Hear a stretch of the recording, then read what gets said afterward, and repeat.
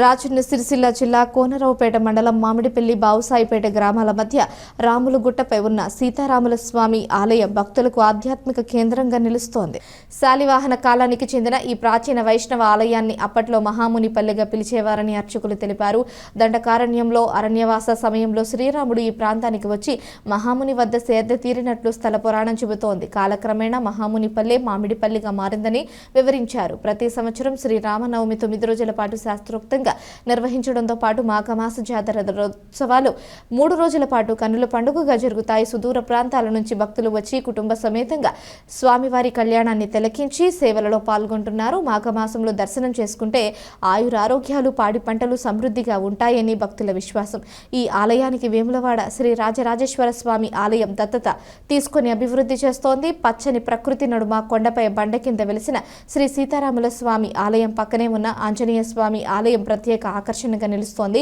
రాములగుట్ట అనగానే మామిడిపల్లి శ్రీ సీతారాముల స్వామి ఆలయం గుర్తుకు రావడం ఈ ఆలయ విశిష్టతకు నిదర్శనం.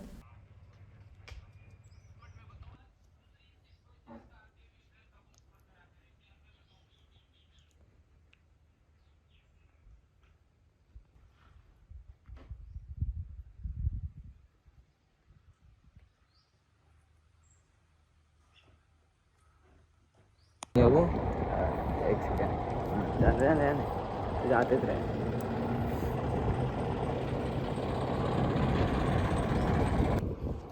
एक सेकंड रहा मैं आकर रोका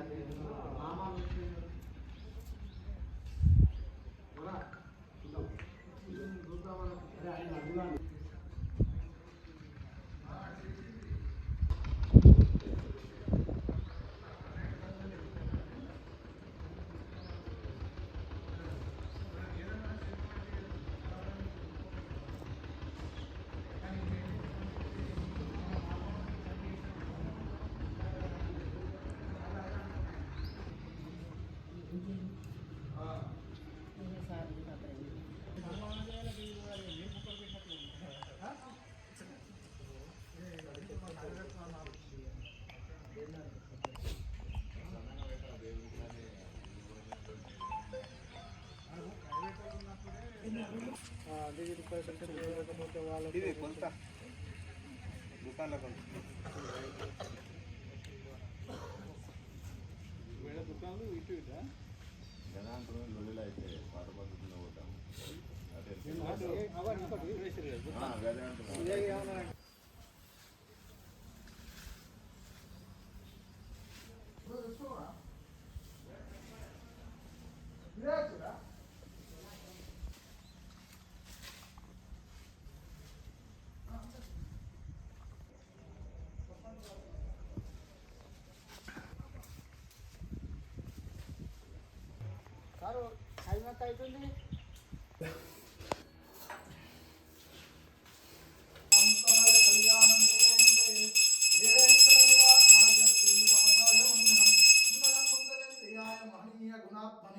చక్రవర్తి తనుజాయ సార్వభౌమాయ మంగళం రాజపుత్వాచార్యై స్వస్తియాస్తు శ్రీరామ రామ రామేతి రమే.